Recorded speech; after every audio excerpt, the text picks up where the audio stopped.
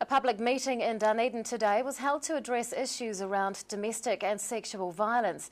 It featured speakers from Women's Refuge and Rape Crisis, as well as politicians. Green MP Jan Logie was there, and she joins us to talk about what was discussed. Good evening, Jan. Tell us why sexual and domestic violence are such big issues in our community. Well, we've got levels of sexual and domestic violence that I think are almost at epidemic levels. There's 1 in 3 women in New Zealand are likely to be in a violent relationship in their lifetime.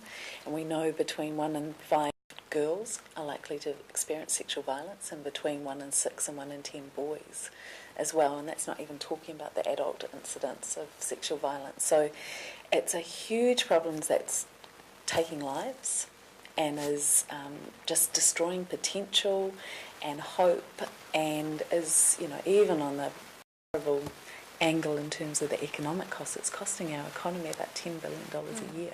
Now, what was your involvement in today's discussion?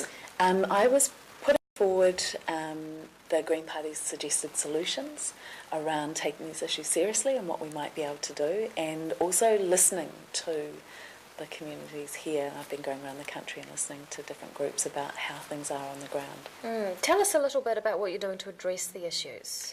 Well, there's so I'm in my first term in Parliament, and this has been a really big part of my work, which has been fantastic. And in that time, I've been challenging the government, and we managed to get a select committee inquiry into funding for sexual violence services, and the government contributed funding to be able to keep the sector from falling over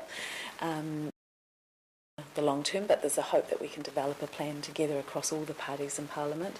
I've developed a private members bill to put workplace protections in for victims of domestic violence, because work is a real pathway out of violence for women. And I've been holding these meetings and connecting and listening to the sector and coming up with solutions that we hope we can affect change in government. How did the issues in Dunedin compare to the rest of New Zealand?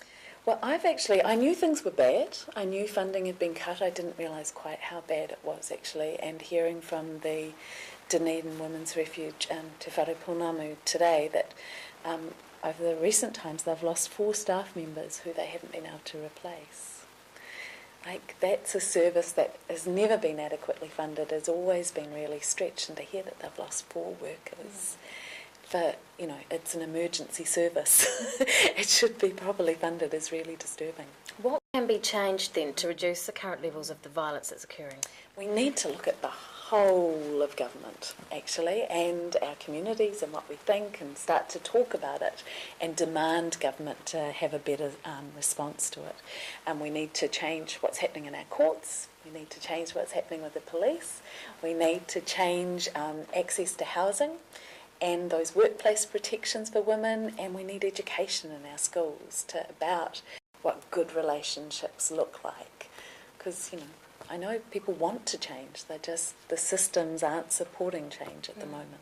Now, you mentioned that you're in your first term as an MP. What are you hoping to achieve? Well, a healthy, safe society where everyone is able to live up to their potential. That's the ultimate goal.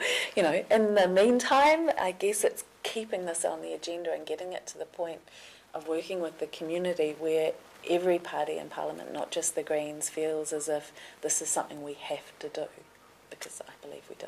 Green MP Jan Logie, thank you so much for your time. Thanks.